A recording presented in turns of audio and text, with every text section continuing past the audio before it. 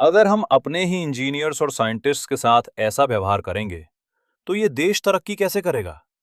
एक ऐसी कंपनी जिसने चंद्रयान 3 का लॉन्च पैड बनाया, न्यूक्लियर रिएक्टर्स की भारी मशीनरी बनाई, जिसे मदर ऑफ ऑल इंडस्ट्रीज कहा जाता है, आज वो बर्बादी की कगार पर है।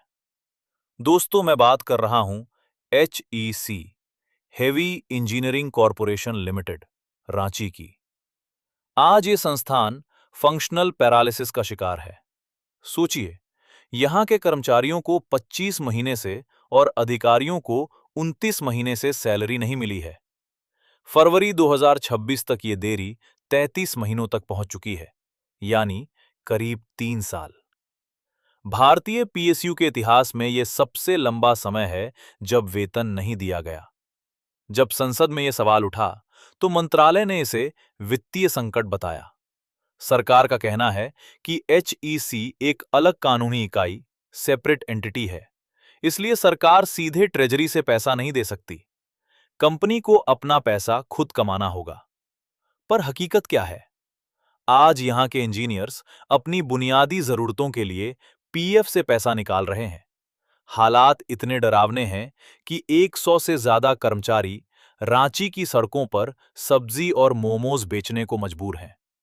टॉप क्वालिफाइड इंजीनियर्स खाली समय में ऑटो रिक्शा चला रहे हैं और माओं को बच्चों की स्कूल फीस भरने के लिए अपने गहने तक बेचने पड़ रहे हैं। सबसे दुखद बात तो ये है कि ये लोग खुलकर बोल भी नहीं सकते।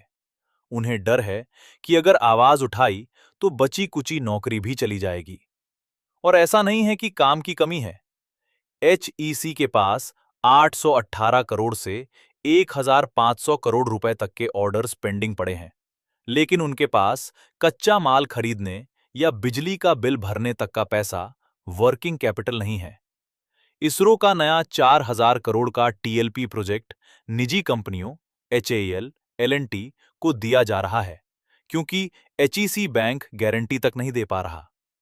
आरोप तो ये भी हैं कि 1200 करोड़ के स्ट्रेटेजिक ऑर्डर्स जानबूझकर रोके गए ताकि प्राइवेट कंपनियों को फायदा हो। अगर ये सच है, तो ये देश की सुरक्षा के लिए बड़ा खतरा है। अगर मदर ऑफ ऑल इंडस्ट्रीज खत्म हो गई, तो आत्मनिर्भर भारत का सपना टूट जाएगा। यूनियंस का मानना है कि इस बर्बादी के पीछे जमीन का एक बड़ा खेल हो सकता है। रांची के बीचों बीच HEC के पास 5000 एकड़ की बेशकीमती जमीन है।